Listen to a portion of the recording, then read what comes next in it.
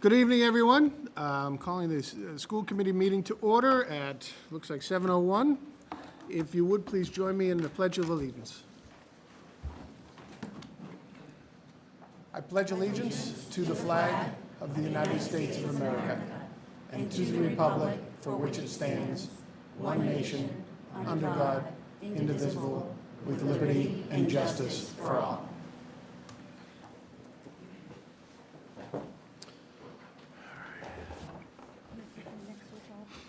Thank you all. All right, so the first, matter of business, roll call. Tristan, everyone was present with the exception of Manny Millis. And we'll start with our approval of items by consensus. So let's start with the minutes for our public meeting, September 13th. Do I have a motion, MJ? Do I have a second?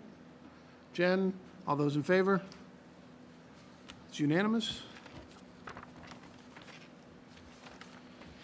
All right, and looking for approval of warrants G 404, R 201, R 202, R 203, L 07, L 08, and L 09. Do I have a motion?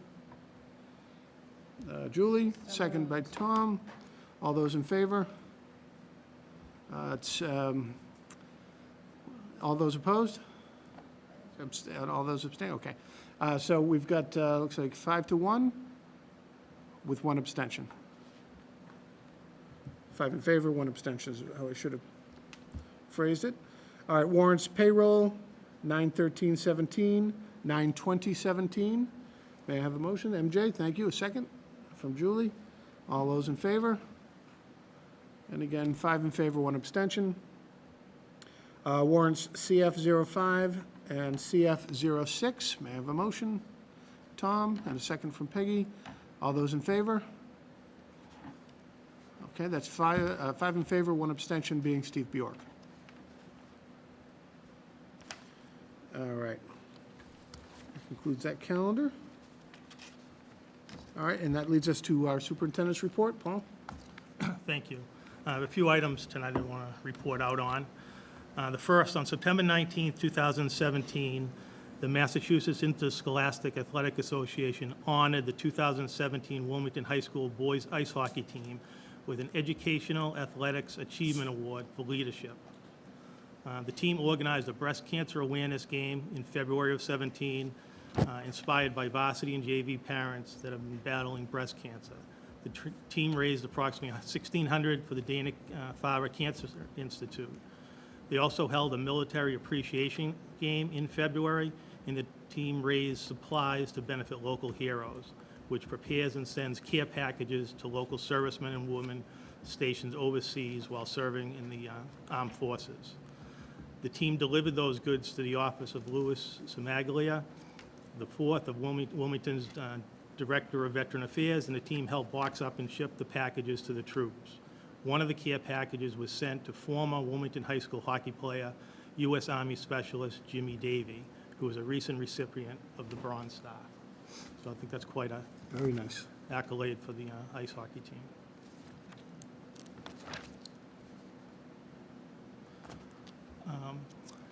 We will be having our second walking school bus on Wednesday, October 11th. Ms. Stinson will be heading this up with Officer Moon as well. This will be done at the Woburn Street School. We did do the Woburn Street School last year. They're going to add a couple stops, I think. And then they're working with the Shawsheen School to have a walking school bus take place in the spring at the Shawsheen, similar to the Woburn Street. So that'll be coming up in the spring. And at that time, we'll ask Ms. Stinson and Officer Moon to come in and present to the school committee on the plans for that. Very good.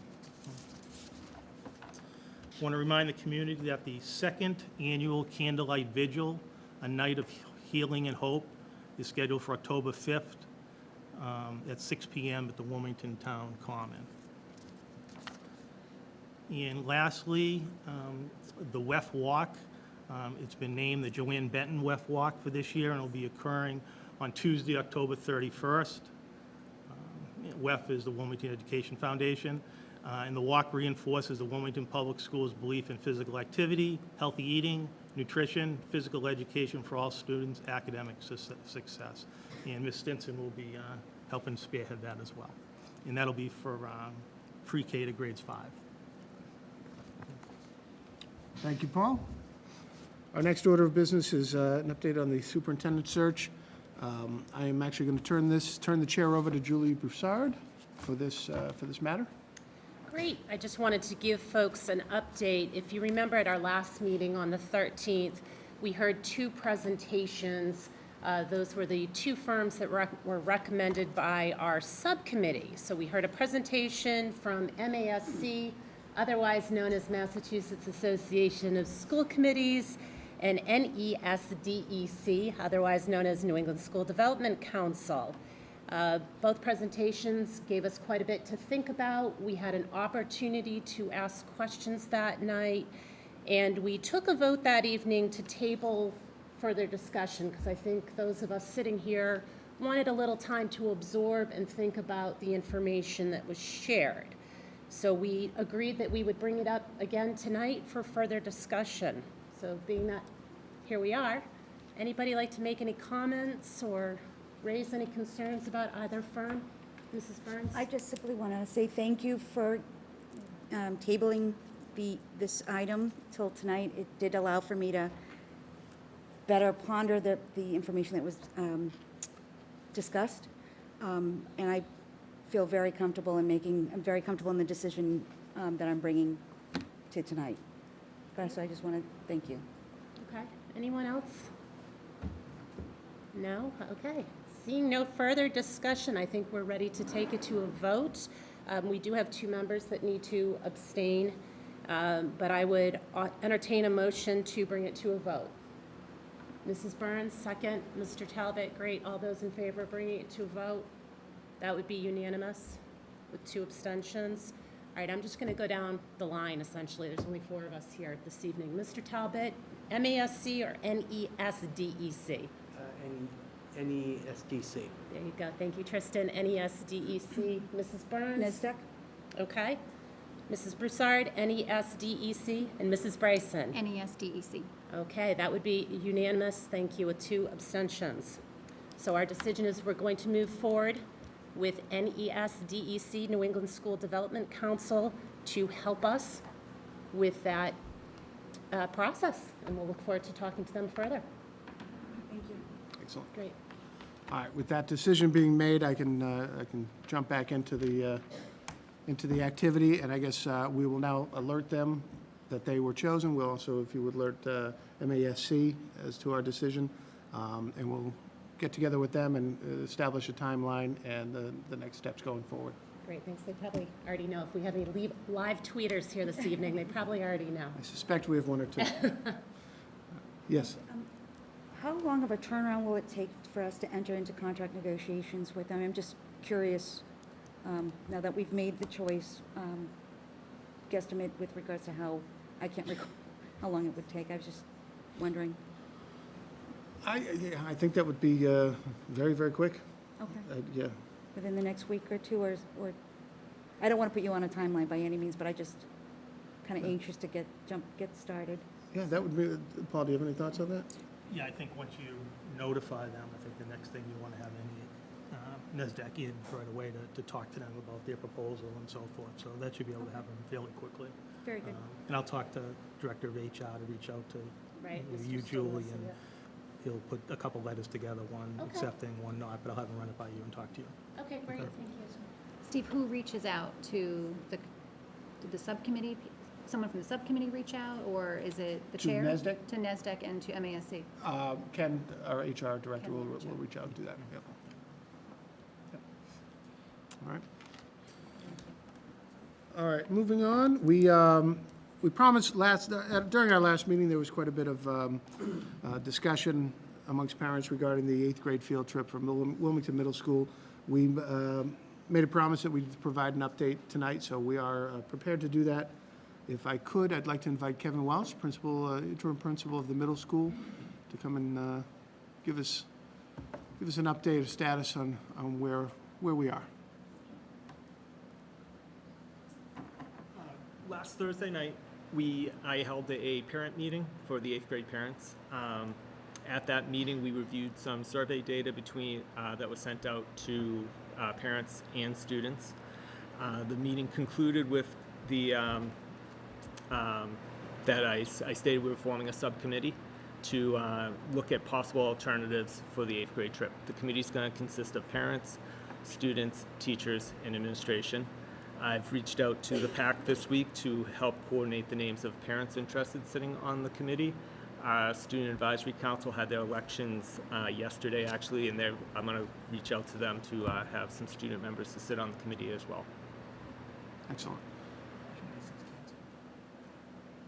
And in that part, Mr. Welch's decision to cancel the 8th grade trip to Washington was made, so there will be no trip to Washington this year. Yep. Yes, Peggy?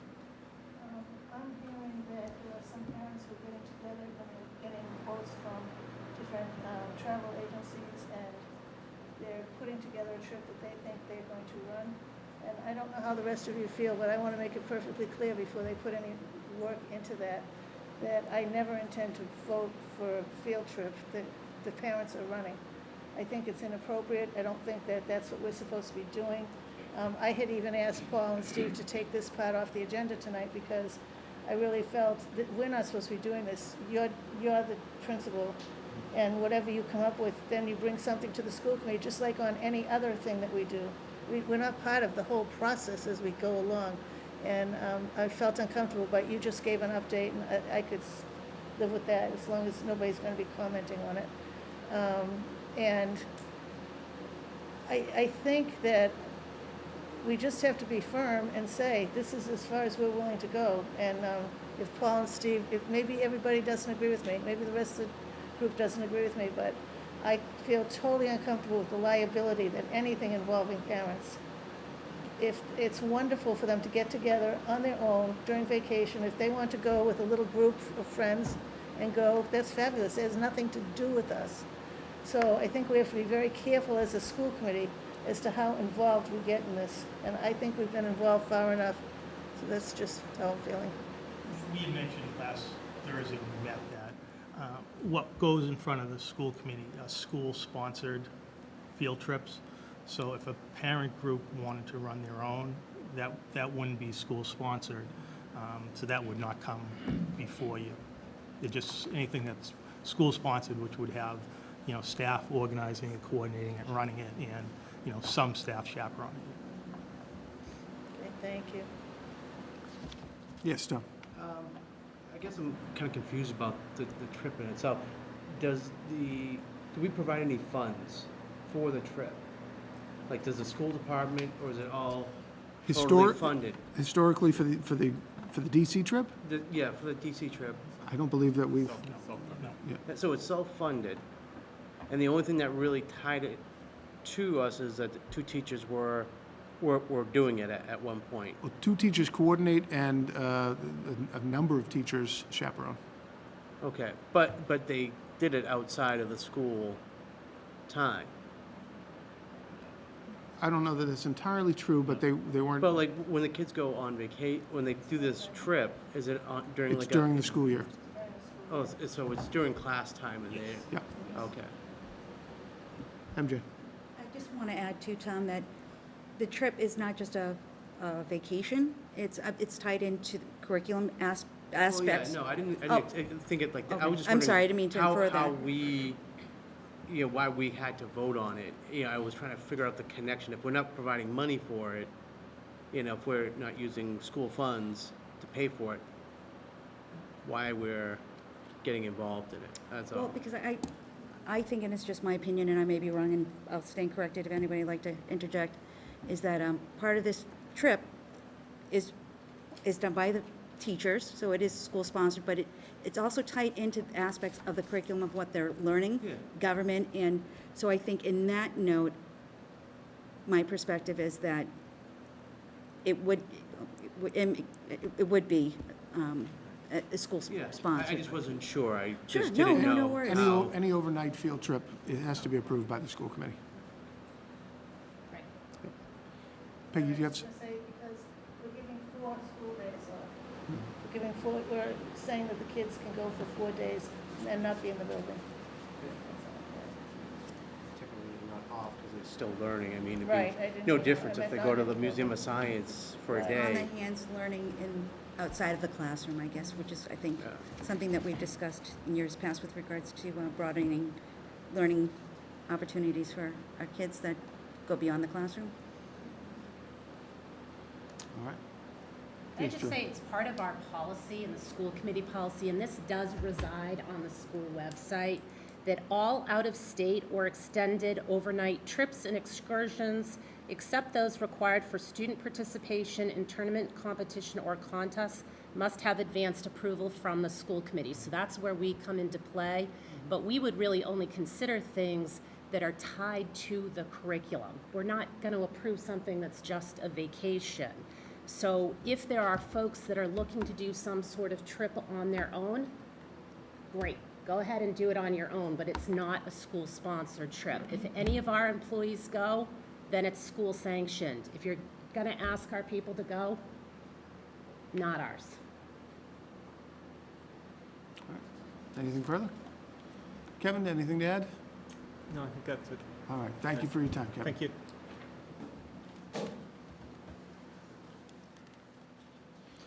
All right, under new business, we have a presentation from our English language learners ELL program presentation. In your packet, Sue McDonald had put together her English language learners program plan for the 2017-18 school year. Sue is gracious enough to be here to answer any of your questions. Sue, if you want to come up if there's any questions on this plan. Thank you, Sue. Sue, thank you for being here. Is there anything that you'd like to tell us before we open it up for questions? Well, this is a program plan that we do have to have every year, and it follows the format recommended by Department of Ed. And right now, just so you know, we have currently 34 ELL students. We're still testing at kindergarten. We have 30 days from when school starts to finish the testing. So right now, we're at 34. And the predominant language right now is Spanish, but believe it or not, we have 9 students who speak Spanish, 9 families. We also, the next language is Italian. We have 4 families in town that speak Italian. And then there's a variety of languages. The rest all have different languages. Julie? I'm always just curious, how many different languages do we have? I We- remember being shocked last year. Yes, we have a little chart, let's see. So we have Chinese, Russian, Italian, Swahili, Spanish, Portuguese, Filipino, Gujarati, Arabic, Bosnian, German, Malayalam, Creole, Hindi, and Urdu. So our little Wilmington is more diverse than we think it It is. is. Good to hear. It is. And I just met 2 families the other day. I do an English conversation group on Monday night, once a month at the local library. And for a while, I've been doing this for like 6 or 7 years, and I used to get quite a few families, and it kind of slowed down. So I actually, this Monday, didn't hear back from anybody, so I brought some work to do. And wouldn't you know, I had 3 families come by, and 2 were, they speak Mandarin, and they came here because they heard what a nice, safe community Wilmington was. That's wonderful to hear. So, yeah. Any other questions, comments? Yes, Jen? This is great, thank you so much. How many of our teachers are SEI endorsed? What's So the percentage? we're working on almost 70%. We're doing really well, and those are the core academic teachers. This year, Wilmington was selected as we applied to be a SEI provider, a district provider. So I am running the course right now. I run the fall course for the teachers, and the spring course will be for administrators. So we have 21 of our teachers in the course right now, and we have another 12 out-of-district teachers taking the courses, and they're paying us. So that's one of the things right now. The state is no longer providing the training. So districts have to get involved, and we put the application out. Mrs. Benton wanted to go forward with it, so we went forward with it, and we got accepted. And I'm getting calls emails almost every day for teachers and administrators looking to fill the spots. So right now, we're working at almost 70%. The goal is to offer it until there's no need to offer it. And then we can continue to offer it if it's just for teachers who want to pay from outside the district. But, yeah, it's a long course. It's a grad level course, so it goes on from now till December. But we do have quite a few teachers in it. So we have quite a few teachers trained. We have a couple here. We have a couple here that have gone through the training. Thank you. Excellent. MJ? Well, I had a question with regards to the training of these teachers. Is this out of pocket on the teachers, or does the district pick up, or does the district offer any benefit for our teachers, I mean? Well, we had talked about this during the budgeting process last year, and we were offering it to our teachers essentially free, and then other teachers from other districts Right. would come in and pay, and it was kind of a revenue, cost-neutral endeavor, and Sue's been Because I know that running there was some so. discussion with being certified, that the department kind of was controlling. They that piece. stopped doing that when the money ran out. When Right, okay. it was a 3-year, or they got an extension, so it was a 4-year retail initiative. When Right. the money stopped, they said, okay, everyone's on their own. So the other providers of the course are collaboratives, and then individual districts. There's only about 10 or 11 right now, but districts are applying for the status to be a provider. I thought after, we knew that was going to run out, that money, but I thought, and maybe it happened a while ago and so much has occurred since then. I just didn't know if, I know that Department of Education was charging their certified instructors to teach, that they had to, and I didn't know if that was the case here, or if, as you said, things have changed in the sense that we can offer this to our teachers for free, is what I'm trying to get at. Right, so what was happening before is the state would be paying me as a contractor. Okay, all right. So now, what's happening is the money that we're getting in covers The cost. the cost, because we do it at night and it's after, so it works out. Okay, I great. think it works out. It works out for me. Yeah, so right now, we've got 34 students, and we have myself full-time and 2 part-time teachers, ESL teachers, and it's, I think we'll be in good shape for our CPR this year, our Great. review. Thank you. Can I just add, Ms. McDonald is such a valued member of this community and doing the training for our teachers, but I would also, for the Wilmington community, because I was at the public library one night, actually reading to kindergarten students, and Ms. McDonald was there, and I'm like, no, are you here for tonight? She's like, no, I come to the public library, and I work with the adult population in Wilmington, volunteers her time to teach English. So I know you probably, do that, and you didn't want recognition, but I really want to recognize Thank you. the efforts that you do outside of the classroom for this community, so, Thanks. yeah, thank you. Thank you. Oh, my goodness.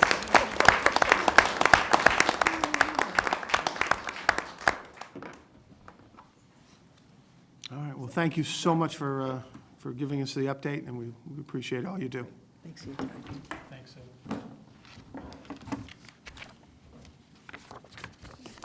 Introduce you second, or you want me to? Nope, that's fine. Diana Hill is here for a presentation on Special Olympics. We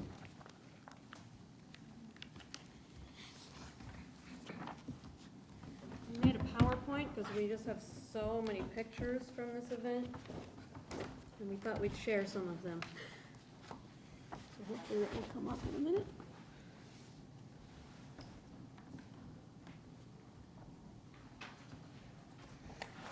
So while that's hopefully loading up, I just wanted to talk to you guys about requesting that we host the Special Olympics on a yearly basis. We have to hit the FN and then the screen key, F8. And then, yeah, you want to project Projector only. only. Guess I didn't like that. No. Hit the FN, F8 key again. It should bring it back. Looks like the screen's It's lit up, but I don't see anything coming out of the projector. Yeah, you said this. Should come back up on this. Who would think we'd have technical difficulties for having a PowerPoint presentation? I've never seen that before. It was on this afternoon, maybe it turned itself on. That Would be a would problem. make a difference. No, let's turn it on now. So we hosted the Special Olympics last year on April 27th, and it was a phenomenal success, and I've had people asking already when it's going to be this year, and I said we have to wait, but we are requesting that we make it an annual event, just because we felt it was a really positive event for the town and the community. Here it comes. There we go. Okay, and that's why we couldn't see it. It's gonna warm up a little bit. All right, so we'll keep it on projector only. Okay, so, the key members of our group, the event directors were myself and Mary Lou McDonough. We had other committee members, which included our athletic director, Tim Alberts, Officer Dan Cadigan, Brenda McConnell, who's a teacher in the school here, and Rebecca McGrath, who's a board member of We're One Wilmington. We also had some volunteer coordinators in the school, both teachers, Tracy Casson and Maura Tucker. Laura Stinson at the Woburn Street School designed our obstacle course. And we also had a Burlington representative, Louise D'Amato, who's the director of special ed over there, because we had some Burlington students join us as well. So for those who aren't too familiar with the Special Olympics, their main goal is, through the power of sports, people with intellectual disabilities discover new strengths and abilities, skills, and success. The athletes find joy, confidence, and fulfillment on the playing field and in life. They also inspire people in their communities and elsewhere to open their hearts to a wider world of human talents and potential. And that's right from the Special Olympics website. And their idea this year is they're trying to build inclusion, and the Special Olympics is moving to a unified model of the school day games, which is what they call the spring track and field event. So they're raising awareness about the abilities of people with intellectual disabilities, and through sports they showcase the skills and dignity of the athletes, and at the same time they're bringing together communities to see and take part in the transformative power of sports. So the difference between the Lawrence School Day Games, which is what we used to go to, and the Wilmington School Day Games that we had this past year, the Lawrence School Day Games only offers competition between middle and high school students from the surrounding area who have an intellectual or physical disability. And Lawrence is not using the new unified model, which includes athletes and partners who are mainstream peers who also compete in the events. So the Wilmington School Day Games is much more intimate. It allows for all students with an intellectual or physical disability from grade K to age 22 to participate along with a partner of their choosing. And the Special Olympics staff is trying to fully switch over to the unified model that we did last year. And they were incredibly supportive in helping us start the event last year. So the power of inclusion, we did include some Burlington students. The Burlington middle and high school students are stationed at the Lab Collaborative, and they have their own Special Olympics. So we invited their elementary students to join us, and they had a great time. So including them allowed for collaboration between students from different districts. It also allowed collaboration between regular ed students and special ed students. The special ed students registered as athletes for the event. The regular ed students either registered as partners who were competing with the athletes, or they signed up as volunteers. We have a few of our volunteers in the audience tonight. And the athletes and partners from Wilmington and Burlington all competed in the event stations. And the student volunteers took ownership to create the games and the stations that the students went to. They helped with the setup and the flow of the day. They cheered on the participants, and the day really would not have happened without them. So the Special Olympics, it gives students an opportunity to shine, to socialize with peers, to participate in a training program, to build confidence, to be in the spotlight, and to meet an end goal. Benefits for the district, it's an annual event that would bring everyone together. It brings positive publicity to the town, and it allows for community engagement. That was some of our stands at one point. So why do we want to host this annually? It would allow Wilmington students with an intellectual or physical disability to participate in the Special Olympics, no matter what grade they are in. It allows camaraderie between students and teachers from neighboring school districts. It allows the younger students from grades K to 5 to get a taste of the events that they'll compete in at a higher level. So the K to 5 students just participated in a rotational model where they received a participation medal, where the middle and high school students competed and got gold, silver, or bronze. Hosting the event annually would give the town a way to highlight the accomplishments that this population of students can achieve, and it unites the community. It was funded completely by donations. We had some personal donations from individuals who we know personally. My students go out to vocational internships every day, and so these are some people who work with my students and made personal donations. We also got some corporations in town to donate financially or with items like We're One Wilmington gave us some t-shirts. That's probably my phone going on. Pepsi donated water, soda, and Gatorade. We were not able to use the soda and Gatorade at the event, but we were able to donate it to the senior class for their activities later on.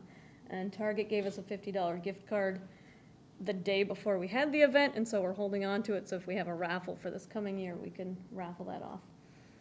And then there was a grant that helped pay for transportation, and I think the nurses as well. So we ended up raising over $7,000, and we spent just over $2,000 for the entire day. And the additional money that we raised goes directly to the Special Olympics, so they can use it for other events and other towns that maybe were not quite as successful in their fundraising as we were. So what worked well last year? We had phenomenal volunteers, incredible partnerships between regular ed and special ed to support all the students. The stations were well laid out and managed. The students enjoyed themselves. The t-shirts looked great. They were designed by Ms. Fiddler's graphic design class. We had a tent for Olympic Town, which was a really nice place for the kids just to relax and take pictures. And there was a lot of camaraderie between school employees and community members. And I don't know, did any of you volunteers want to say anything about your experience?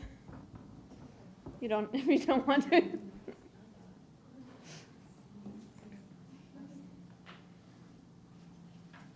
Hi everybody, my name is Thea Alberti. I'm a junior here at Wilmington High, and I volunteered as a team leader for the long jump at the Special Olympics last year.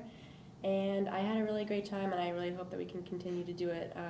I met a lot of new people and had a really great time. And I brought my t-shirt in case anybody wants to look at it up close. So, Great, yeah, thank you. Thank you.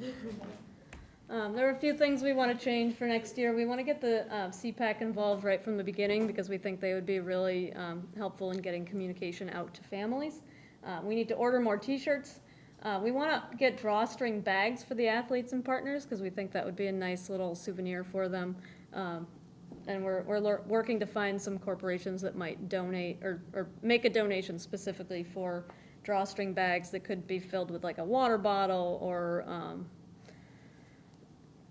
I don't even know, like little trinkety things that the kids can have during the day, maybe some sunscreen. We ideally want to invite more towns to participate. We were looking at Billerica and Tewksbury, focusing on their elementary students because you don't find many Special Olympics events around that allow the elementary students to participate. There is a local Lawrence School Day Games that I mentioned that has middle and high school, but the elementary students don't really know what it is until they get to middle school. We want to label the stations better for the athletes and the spectators. We need more volunteers at registration, and we would love to have walkie-talkies to be able to communicate throughout the day so we're not running back and forth on the field. And then we just have some highlights from the day for your enjoyment. I know there's too much to look at. And so we have some proposed dates. I checked with the Special Olympics. These are dates that are currently free on their calendar for us to host the event, and they are also currently free on the district and high school calendars, but nothing has been confirmed other than the fact that I know that the Special Olympics staff would be able to make it on all 4 of those dates, the proposed dates and the rain dates. But Wednesday seems like a good fit, and ideally not immediately after April vacation if we can avoid it. So, thank you. On behalf of the Special Olympic athletes and partners, we thank you for your time and support, and we cordially extend an open invitation to all of you to join us for the day, and if you are interested, you could be on the planning committee as well. Thank you so much. Thank you. Thank you.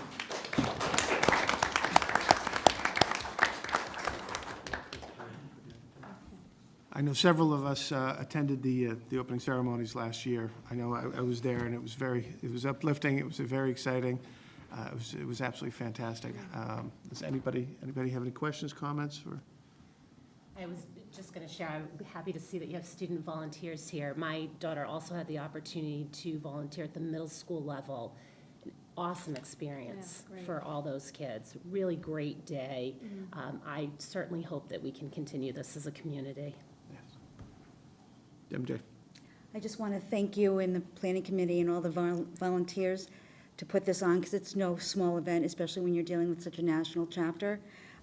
If I could be so bold, if I can make a smaller suggestion, which I hope that Ms. LeGrand-Brown would support on, is that opening it up to our students who are actually in out-of-district placements, whether it be through flyer, some other form of communication. Yeah, we did have a couple of them last year. The problem with that, though, was that the students who are out-of-district placements, those schools tend to have their own Special Olympics, and the They Special don't. Olympics kind of frowns upon students participating in 2 separate events in the same year. So we did have 2 students, I believe, from the Valley Collaborative, because they, for one reason or another, were not able to make it to their own Special Olympics event. But it is kind of a sticky situation, and we did try to extend an invitation to those out-of-district Could I students. perhaps pose to see if we can find a solvable solution Ab- for those absolutely, who may yeah. not have that We'll take opportunity? any Because I suggestions. think it's an absolutely wonderful event for some of these kids who wouldn't otherwise be given that opportunity. And I just think it's, I think it is so valuable. And again, I thank you all for taking, volunteering your time to make it a wonderful success. I really do. Thank you. You're welcome. All right, thank you. Before you leave, Oh, I just sure. want to, the high school received a letter from Special Olympics. I just want to read a little piece of it. Congratulations, on behalf of Special Olympics Massachusetts, we are honored to declare Wilmington High School an official Special Olympics Massachusetts Unified Champion School. Under your leadership, the Wilmington High School staff and students have demonstrated their commitment to inclusion. Your school community has shown what it takes to be a unified champion school, providing opportunities and activities to create a truly unified generation of young people who embrace differences and lead social change. Through unified sports, inclusive youth leadership, and whole school engagement, your school has embodied just that. Thank you again. Thanks again to you and your dedicated coaches, athletic directors, advisors, teachers, volunteers, students who made this all possible. And we have a certificate here that we'd like to present to you. It was going to be framed, but naturally the frame didn't come in on time. Ms. Peters will take care of that, but let me just read it. It's presented to Wilmington High School. Congratulations, you are recognized by Special Olympics Mass as a registered, unified champion school. Thank you for your school's commitment to fostering a socially inclusive school climate that emphasizes acceptance, respect, and human dignity for all students. So we'd like to present that.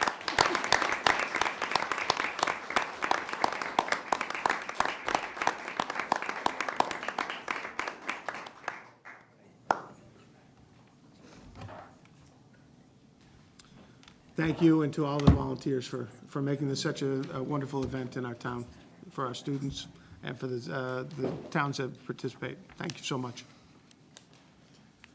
Now, on those dates, do we have to, at some point, take a vote on this? Is that something that, I think if you vote, if you want to honor her request to hold this annually, then we can find out what date works best for okay, us. I think that makes the most sense. all right. All right, next item on our agenda is selecting a MASC delegate for the annual convention. Massachusetts Association for School Committees holds their convention in November. And each year, we select a delegate to represent our school committee on the various resolutions that MASC is proposing. Do I have a nomination for a delegate this year? Could you just tell us who's going? Yeah, that would be Great, that's a great point. Thank you. All right, who's going? I know that MJ is going, and Tom, Jen? Not you this year, or you are? No, but Okay. they have to be there by 3 o'clock too to participate in this particular part of it. I know that on one- MJ has done it in the past. I I have would no like to problem. nominate her. You would like to nominate MJ? All right. Do I have a second? Jen, nominate? All right. Do I have all those in favor of MJ? Can you be there at that time? Oh, I'm usually there quite early, actually, And yeah. just one point about the resolutions. This is just representing Wilmington at the convention. There are resolutions that MASC puts forth each year. These are not binding resolutions. They're just what they're going to advocate for over the course of the year. And there was just one question I had. There's a couple about circuit breakers. Does that pose a problem for you? I actually, no, it doesn't, because Okay. it's state funding, has nothing, it doesn't impact the Okay. cost. I will bring that up at the next, we do vote on it, because as a body, as a delegate assembly, we do vote on what they lobby for in this Right. upcoming year. So, but there is in reading through the, excuse me, I'm at a loss for the words for the, yes, but the circuit breaker resolution, thank you. There's a piece that's always been on this resolution with regards to, because it is a state, it's by law, it should be fully funded, and we know that it's never been, it probably will never be, but I still think, and I'm not prepared to do it tonight because of, we can do that our next meeting. I would like to have the board consider or even think about adding an amendment to the proposed resolution that are in the books with regarding to getting it back on, so that the lobbyists still lobby for full funding of that state line item. It can't hurt, there's nothing to lose from it, but I still think it's important that it's, by law, it should be a fully funded line item on the budget, but it's not, and it hasn't been.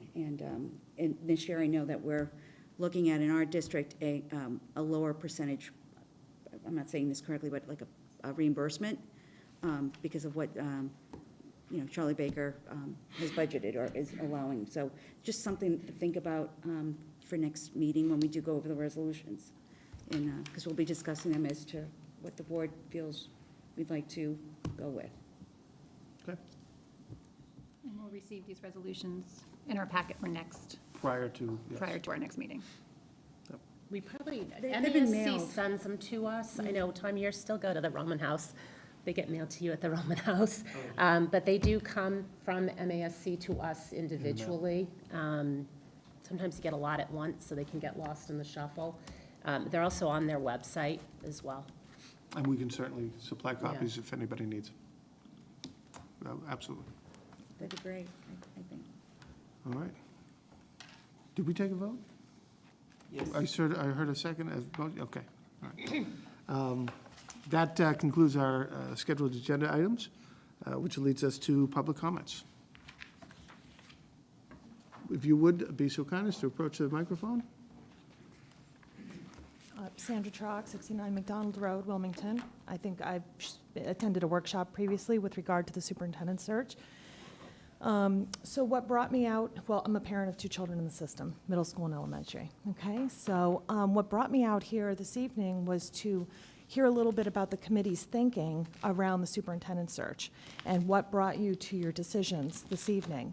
And so I wasn't sure what to expect, but I did not hear any thinking about what brought you to your decision. certainly respect that perhaps the committee does not feel the need to have dialogue, but as a citizen, I would like to understand transparently your thinking about what brought you to that decision.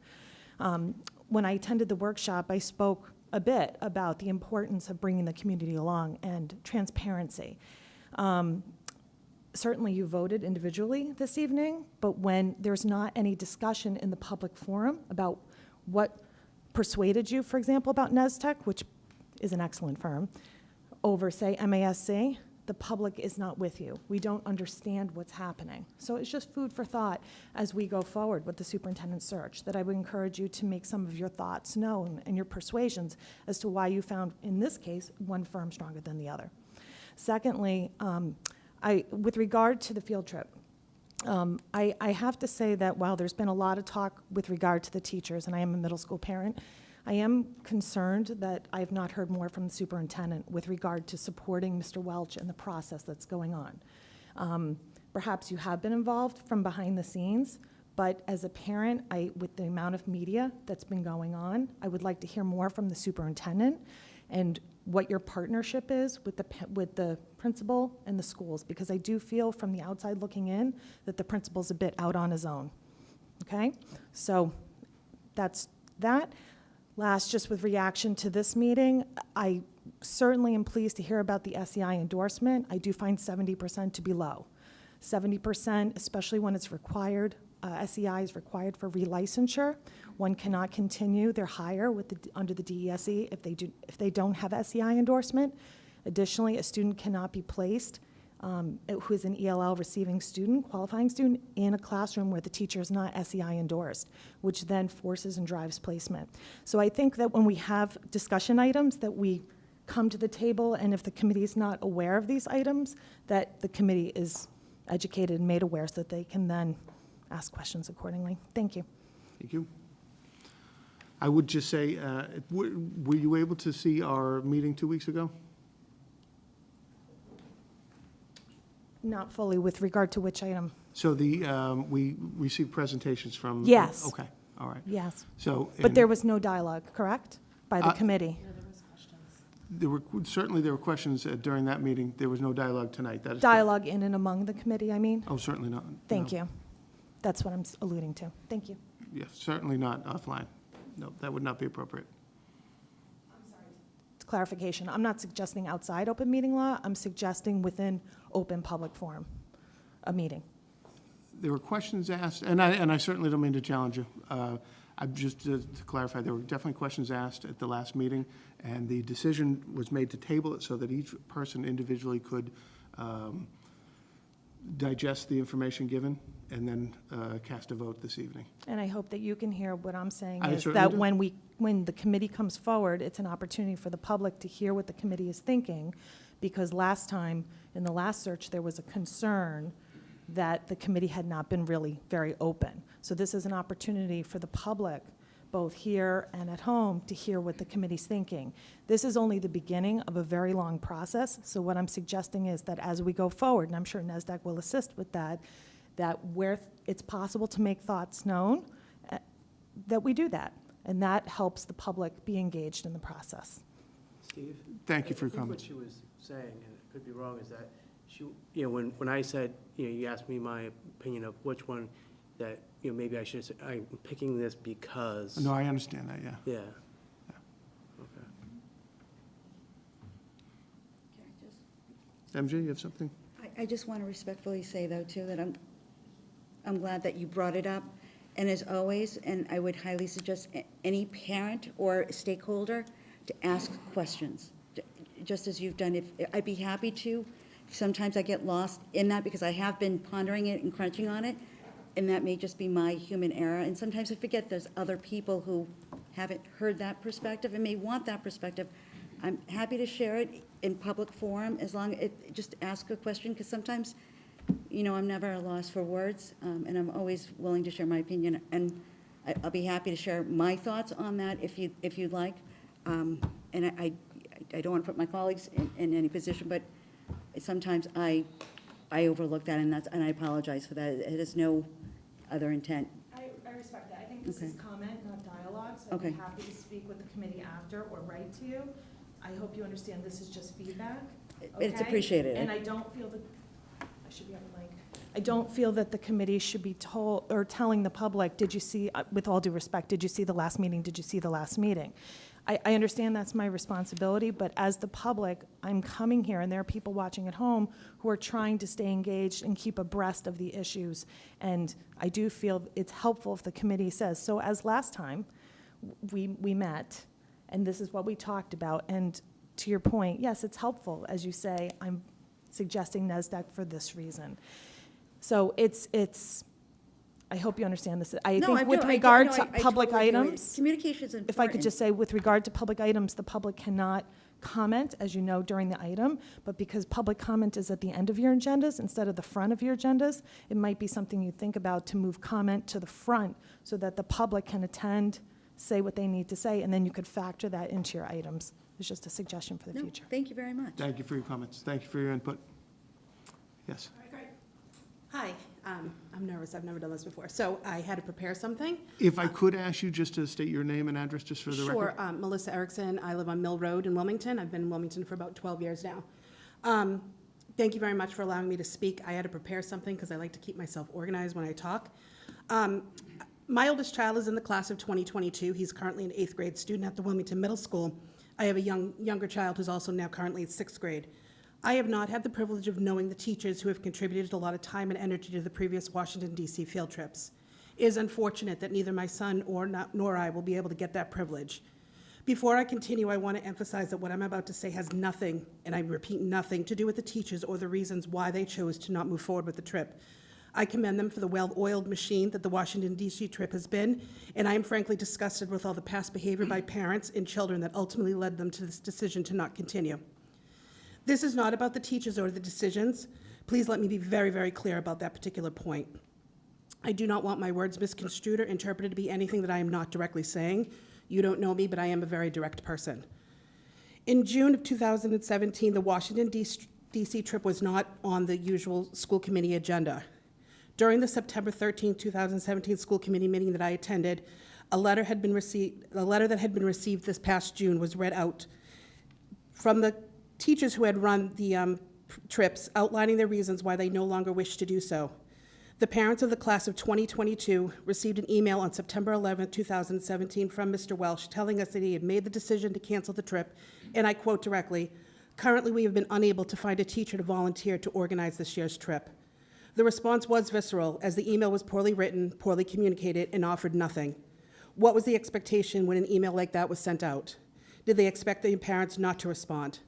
Well, clearly the parents did, so much so that an additional email went on September 12, 2017 with an apology for the previous email, but again with no real explanation. So in this current day and age, unfortunately, what do people do? They go to social media to express their frustrations. This is unfortunate. However, this is also a result of the school leadership and their poor communication skills, and this was not the first time Wilmington Middle School has failed its students and parents with a lack of communication. It is also unfortunate this has led to a lot of speculations, rumors, and theories. It was only until the letter from the teachers read at the school committee meeting on September 13th that people received a much better picture of the reasons. And once again, after reading that letter, who was going to be upset at those teachers? Why did we wait so long? On September 14th, a 30-minute meeting right before the middle school open house was proposed to the 8th grade parents by Mr. Welsh. I, along with others, returned up to that meeting, and so did a lot of other people, but once again, nothing was accomplished and none of the questions that people had were answered. We were rushed through as the people from the open house to start at 6 o'clock were coming in. We raised our hands to organize, coordinate, and even go on the trips ourselves. We want to help. I can't stress that enough. The school leadership has not been receptive to our efforts.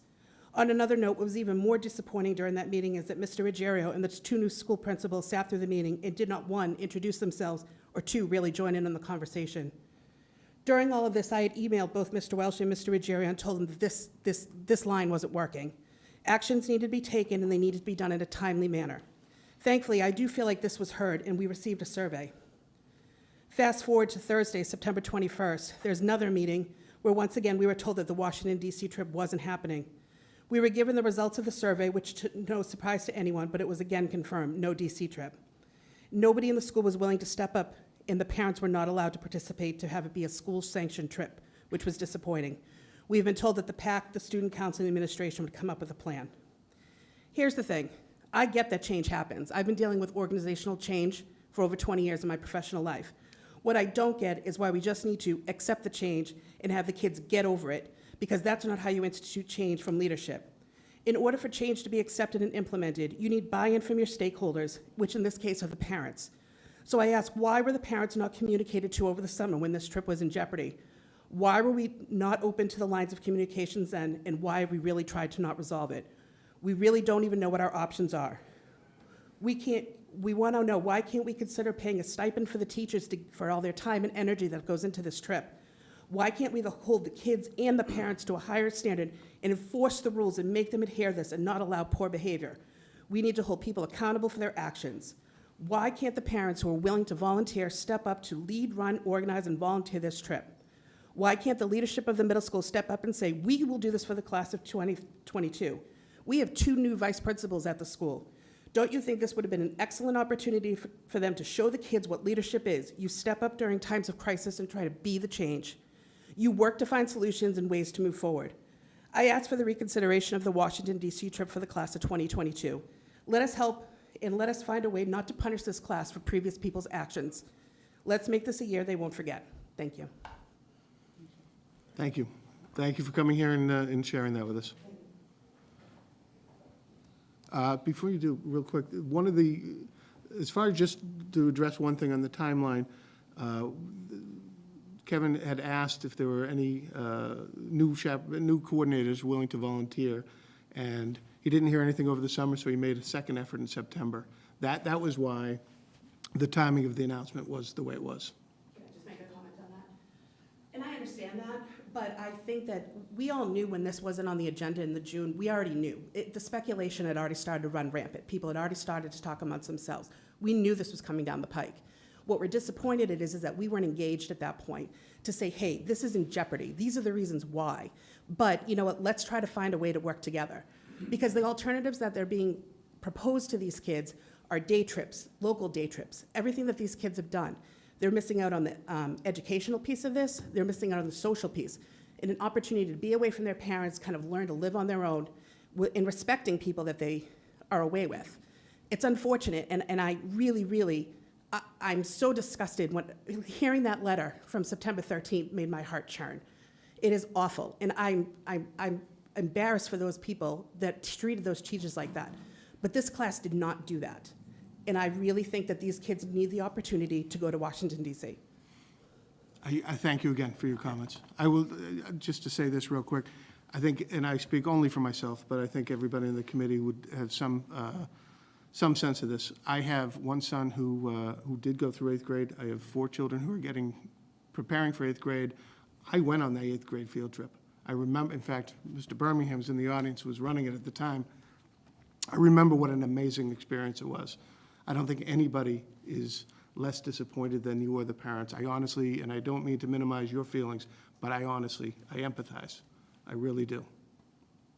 It's just unfortunate that this class is not going to get the opportunity that everyone else prior to them has had. And it's something that they've been told about since they started the school system. I get it.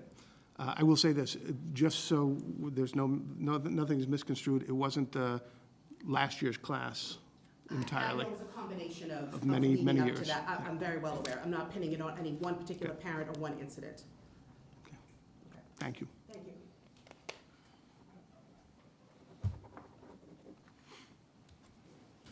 Good evening. John Coolis, 11 Central Street in Wilmington. Just going to read something I prepared earlier. I'd like to thank the school committee for taking the time to hold these discussions regarding the cancellation of the 8th grade field trip. As a parent of 3 children in the district, 2 currently in the middle school and 1 that has moved up to high school, I stand here today to express my concerns as I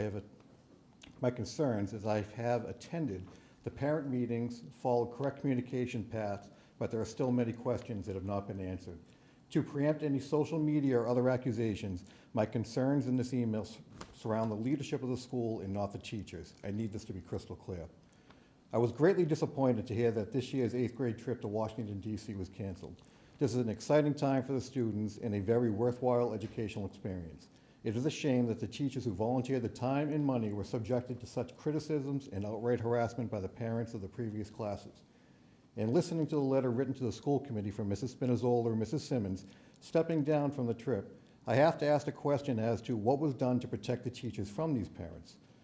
While I do not have all the information surrounding the events, my concern is that the parents who had questions, concerns, or criticisms should have been directed to the leadership of the school and not been allowed to unleash on the teachers themselves.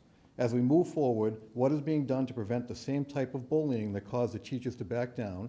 How will the teachers be protected? How can we ensure that any event that we plan for the 8th graders will not be canceled? At the beginning stages of the Washington trip, each October, each student and parent has been required to complete a contract. This contract is still listed in this year's handbook.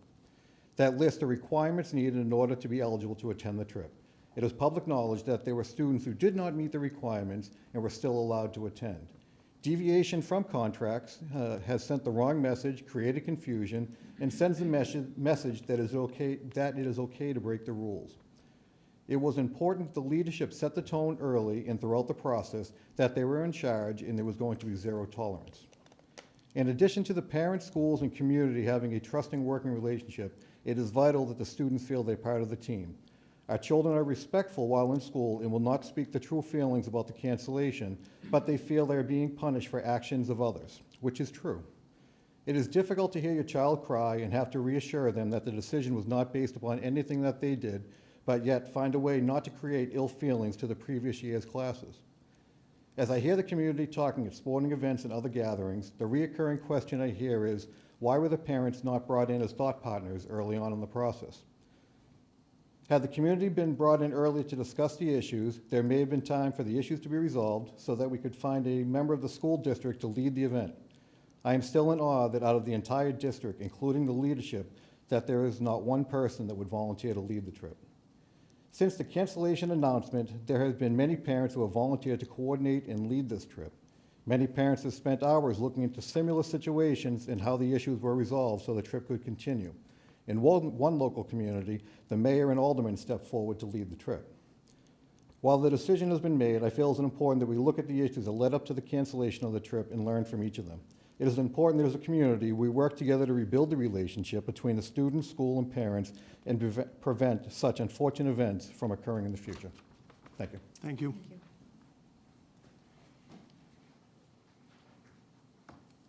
John Ebert, Fort Patricia Circle. I'm just here because, again, I'm a parent of a 7th grader, a 5th grader, a 3rd grader, and a 1st grader. When I heard the cancellation of the 8th grade field trip happen, I thought about my 7th grader.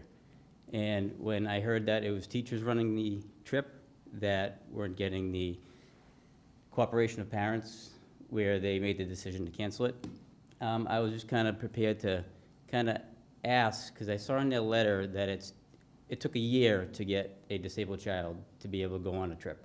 It took a year of planning. Now, with my 7th grader, I was asking if parents could get more involved in the planning. Even though it's a school-funded program, teachers will be, could be the leaders of it, but if parents could start to plan a little bit of it, the peers may not be able to comment as negatively. So again, this is where, I went on the 8th grade field trip years ago, and I thought it was a great experience. Now, I just don't want my children, to lose out on something like that. So again, if this is something where a parent could actually get into a leadership role of it with the teachers, then again, maybe that's something that you guys can maybe consider, or as Mr. Welch would consider. Thank you. Thank you. Yes.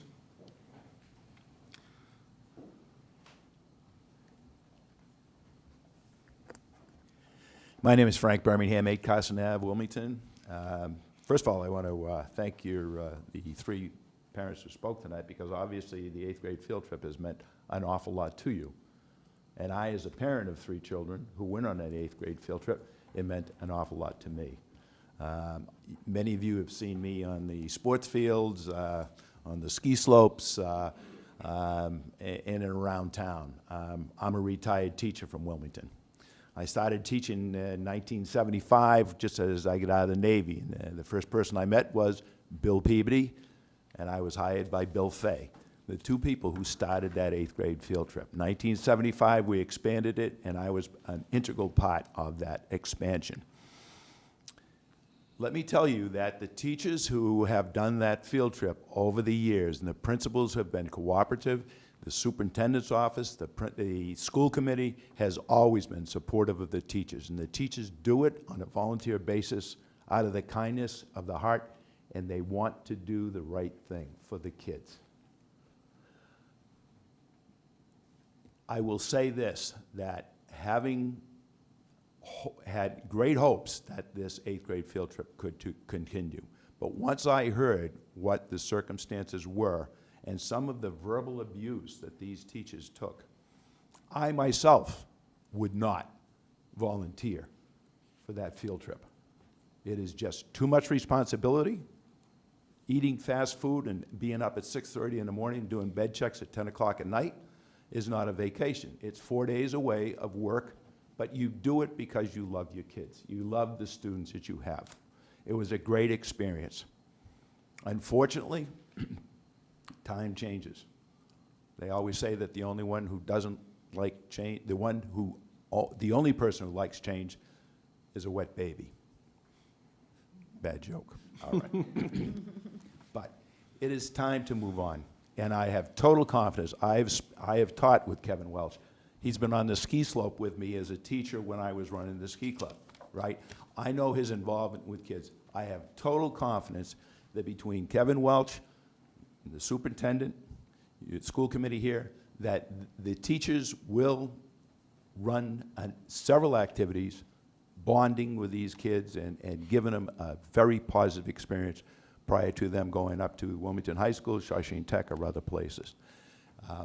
I want to compliment the teachers who have been stepping up and volunteering over the years, from Bill Peabody in 1972, Bill Fay, Joe Conley, Linda McMiniman, you know, all the principals right along the way. It's been a great experience, and now it's time to move on, and I have confidence that Kevin and his staff up there will provide these kids with another great experience.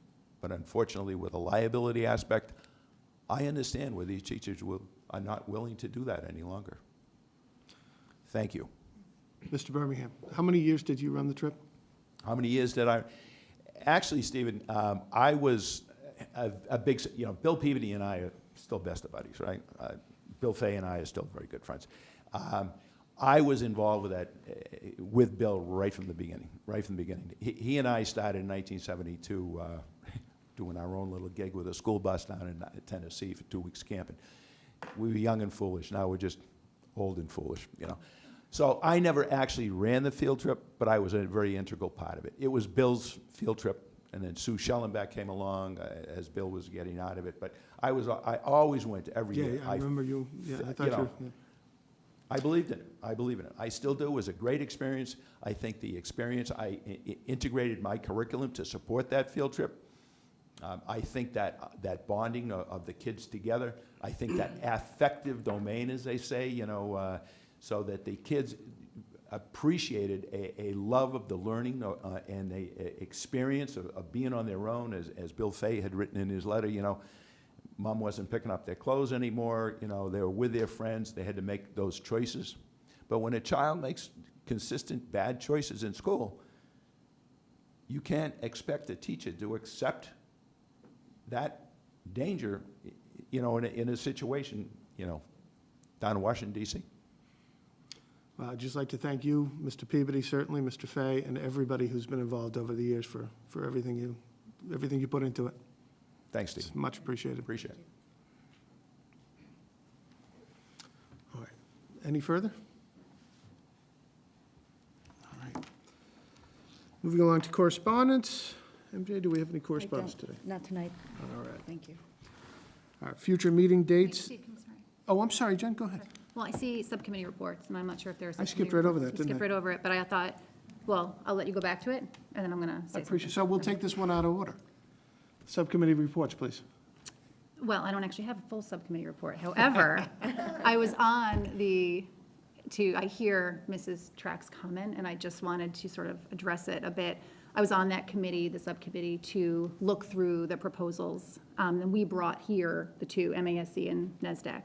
And I thought, for transparent and for clarity, I think, for those watching and for those reading, might be helpful to at least know where I stand. And I was like, oh, this is going quickly, and they're choosing what I like, and so I'm happy with that, but that's not really fair to the public, because had someone said the one I wasn't gonna vote for, I probably would have said, whoa, can we discuss this? So for purposes of letting everyone know why I chose NESDEC, I will just share a few things that, for me, kind of separated them from MASC, if that's okay. Absolutely. I was first impressed with their presentation. I thought that they did a really nice job. I felt comfortable listening. I felt like they kind of already knew sort of what we might need. I thought that the idea of NESDEC being run by those who have done the superintendent role and know the superintendent, for me, was really powerful, as opposed to those serving on school committees. So I was like, I like this idea that we have consultants who are helping us, and they know this job, they know the intensity of this work, they know why, they know what we need, and they know what the work is. So I thought that was, for me, a big point. Also, they both had lists of references, and so I was doing reference checks and talked to a few school committees over the past couple of weeks, and chairs, and they all had very positive, both sides had positive things to say about MASC and NESDEC, although I will say that there were glowing reports on NESDEC as a firm and how supported they felt throughout the whole search. And there was a difference in, and you remember when they spoke to us last time, where there can, and I don't know where we'll go with this, and it'll be great to start working with NESDEC, but there can be a different involvement in both. So with NESDEC, there were some school committee chair who were very involved, had access to all the materials. There were some other some districts who said, actually, we waited until the end, whereas MASC seemed to be more, no matter what, we didn't have access to anything. We waited until those 3 finalists came to us, and then we would decide. But with NESDEC, we were having an option to, if we did have a chair, someone did serve on the screening committee, and that can be something we discuss. MASC seemed to say, we actually think it's better if school committee is not a part of the screening. And I think it's great to at least to talk about that, to have NESDEC walk us through that. Is that really what we want, or do we want someone from the school committee to be a part of that in a larger way? They also said we have access to all the materials, which I really like, and that whereas MASC was sort of, they were going to look through it all first and get us to what they thought would be the best 10 for us, whereas NESDEC was going to say, no, the screening committee will look at everything that comes in. So if it's 40 to 50 that come in, the screening committee will look at the 40 to 50. MASC says, we're going to help you get to your top 10. So for me, I'm thinking, it's been a while. We want to get a really strong superintendent. Obviously, we know that that's going to be key for us as a district, and I think that the school committee people I was speaking to, the chairs of those school committees, and some of them served as chairs of those searches, said that NESDEC really understood that value, and all of them that I spoke to have been incredibly happy and felt as though the superintendent was perfect for their district. They were like, we can't imagine it better, so we got the best. And I'm like, well, if everyone thinks they got the best, that's pretty good. Like, I'm psyched to know that we get to work with someone who's going to be able to provide us with that right fit for Wilmington. So those were some of the reasons that for me, it was sort of like definite. I knew that this was the right firm for us. So. Okay. All right. Any other subcommittee reports? Peggy. Tonight, excuse me, Mrs. Bryson, Mr. Bjork, myself met with Mr. Antonelli for some policies, and so they'll be coming into our packet the next time.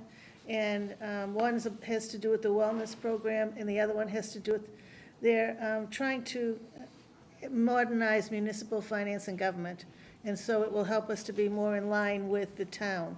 We'll be in line with the town the way it's doing. We'll be doing it. Yeah, good, okay. So they'll be coming in your next packet, and they were kind enough to name me the chair of the subcommittee. Kind enough. Absolutely. Thank you.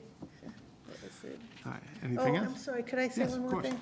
This is where I'm not sure where you put these things.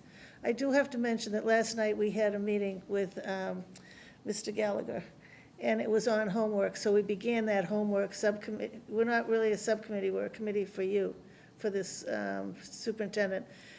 It was excellent. It was like being back in the classroom. We did the exercises with him, and we had a lot of discussion, and that's what I'm missing, and I hope that we can move on towards it for things that are happening in the school, having to do with curriculum, because we really had an excellent meeting last night. So I want to thank him for what he did. It was excellent. So that's it. Thank you. Thank you, Peggy. All right. Our future meeting dates are October 11th, 2017, and October 25th, 2017. And with that, I would accept one final motion. MJ? Make a motion to end the meeting, adjourn? Adjourn? Sorry, I second. I'm struggling tonight, All right, sorry. we have a motion and a second. All those in favor? That is unanimous. Thank you all for attending.